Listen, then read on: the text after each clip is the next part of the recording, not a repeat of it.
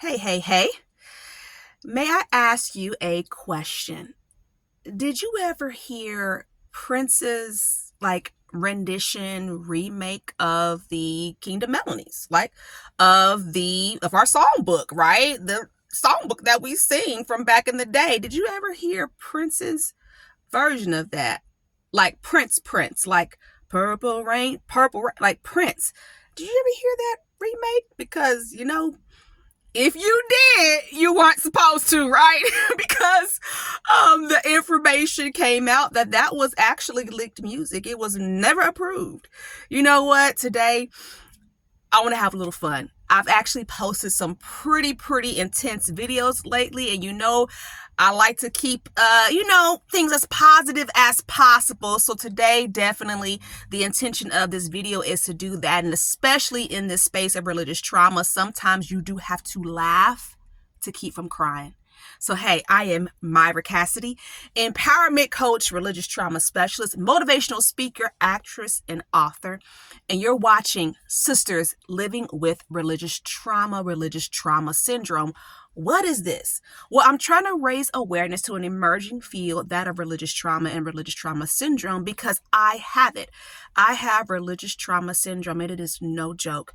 It is horrible to be triggered by reading your Bible. It is horrible to be triggered by the Kingdom Melodies, which is another reason why I'm making this video. So let me go ahead and give you a little bit more of a disclaimer. This is a coaching platform, informational purposes. This is not therapy, and I do not represent the worldwide organization of Jehovah's Witnesses. And now I'm learning that I probably need to add on one more thing. I am an active witness, and I know that's very confusing for a lot of people. So I would just say, I guess, continue to watch the content to try to get a better understanding of that. Along with what I wanted to share, getting off point here, today's video again is for entertainment, kind of like a little bit of comedic relief. So if you're kind of sensitive and you don't think I should be laughing about this, you may not want to watch this video, okay? But as I mentioned before, when you are in a space of religious trauma, there's a lot of loneliness, there's a lot of confusion, there's a lot of cognitive dissonance. And to be so traumatized that you can't even listen to the Kingdom Hall on Zoom, that's the space that I live in. How do you maintain your integrity then? Can't listen to the Kingdom Melodies that you love because you get triggered? How unfair. But you know what? Let's laugh today. So long story short, yes. Yeah, now look, this is unofficial information, right? But something went down if there was a letter that was read, and I wish I knew what year it was. But it had to have been like 20 years ago, because I remember my son being a baby, and he's 20 now. Oh my goodness. And the information came out because people were getting the music from Prince, and I don't know who the background singers were, whoever those sisters are who are Jehovah's Witnesses. It's not like one of those groups back in the 70s or something like that. I believe they're witnesses. All three of them are sisters and they're musicians. So supposedly they and Prince and oh my God, I can't think of the brother who brought Prince into the truth. Oh my God, what's his name? I can't think of it.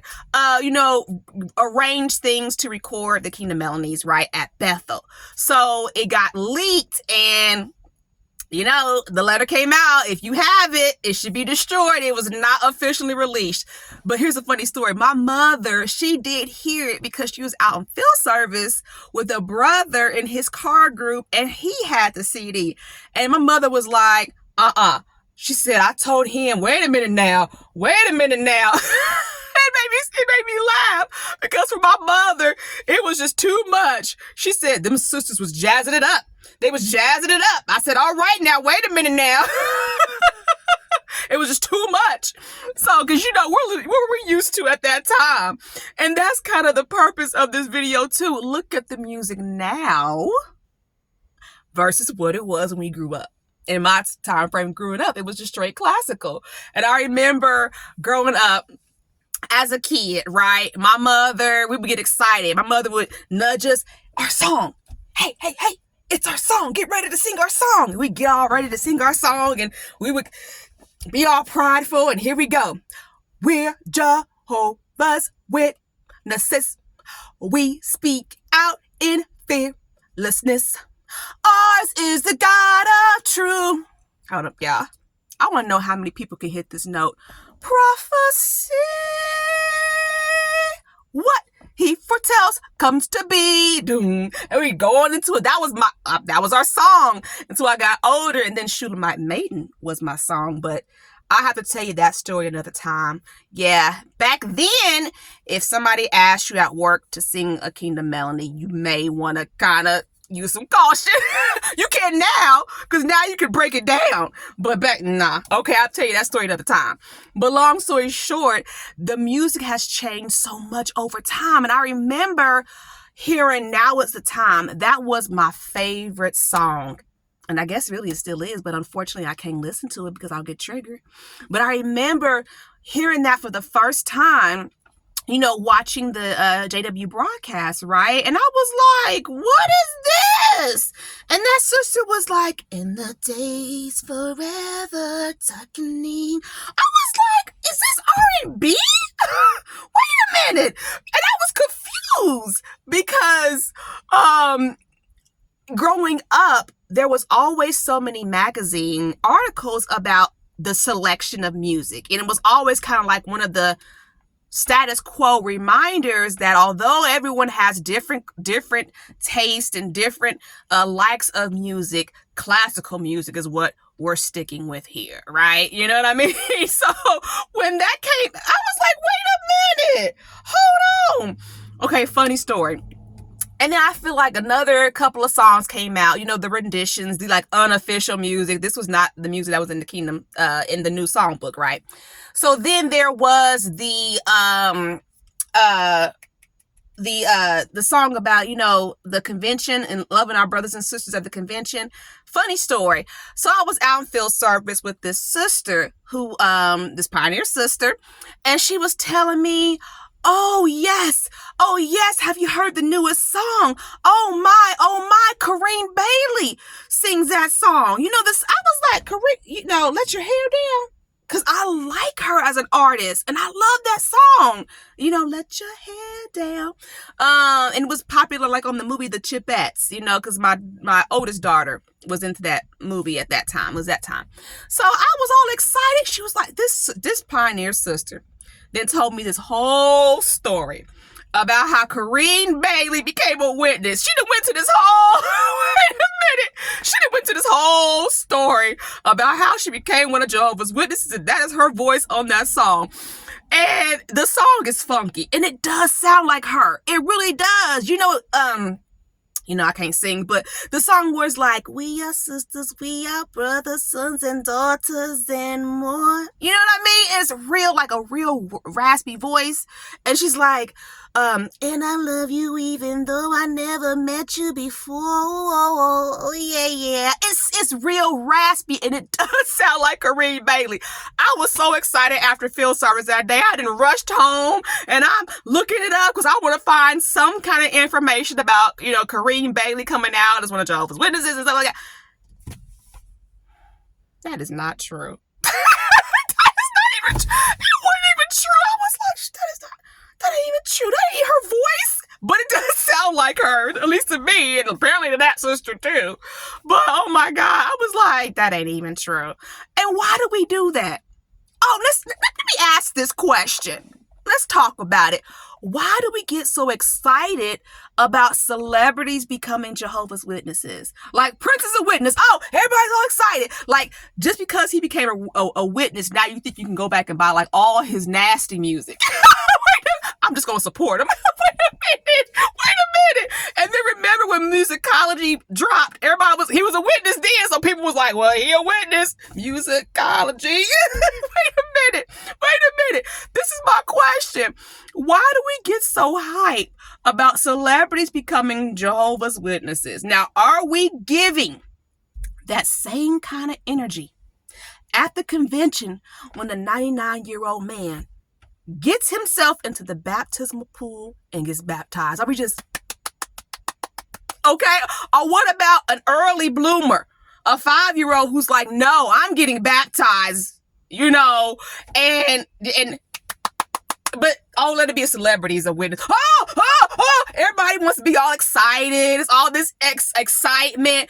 Remember back in the day when people were like, Lark Voorhees was at Bethel. Why do I know that? Why do I know that? She went to Bethel and took a tour. Why do I know that? Is that even accurate information? That means somebody at Bethel was talking about Lark Voorhees being there. And then everybody started talking about it. That's just perspective. I'm just asking the question here. But my goodness, but one thing I will say is that's a part of the religious trauma. It hurts that you can't, right, listen. You want to, and I've heard people of other religions talk about this in some of the Facebook groups that I belong to. It's so heartbreaking. Like I read about this this woman posted, and she's in so much confusion. She's just like, I just wanted to listen to the music from my religion, and all I could do was cry. Isn't that terrible to have to live in this space? It is a lifestyle. That's why I do what I do. It's a lifestyle, and it's terrible, and it takes maintenance every day to stay strong and to stay mentally healthy. It takes maintenance work. Like once you get to that point and you're at that brink of your healing, you still keep healing. You still keep going through deconstruction, right? But it's maintenance work. You know what I mean? So how unfair. If I wanted to listen to Now Is the Time, I would be triggered. And who knows what kind of mental state I would be in for the next day to weeks. How terrible. But that's the life we live. Before I go, I'd like to invite you to my Facebook Live graduation party. I said that with a little bit too much energy. My Facebook Live graduation party. So yes, I did. I went to Indiana Wesleyan University. Yes, it's a Christian college. And I studied psychology. And so glad that I did, because that is where I found out what in the world was wrong with me. Religious trauma syndrome. And also where I also got information and educated about how to help myself and my children. So definitely what I'm doing is a simple just Facebook Live. You can find me on Facebook, Myra Cassidy. It's going to be Saturday, September 21st at 2 p.m. Just something very, very simple. I'm just going to be on Facebook Live, just sharing my experiences and just information, some pictures, something real simple. But you are welcome to come. So you are invited. So hope to see you there. Other than that, new things that are happening. So January 7th is the projected release date of a new platform that I am working on really hard on. That's going to be more of definitely a whole lot more informative, a lot more research based, and so forth. So definitely look forward for more information about that. So please remember that. I appreciate your comments. I appreciate your support, and just please give me time to respond back to the comments as well. And other than that, it's been a pleasure. So thank you so much for listening and for watching, and I will see you on Wednesday. In the meantime, please protect yourself, okay? Protect your children. Learn how to heal correctly. This is a process. It really is a process. All right. Have a good one.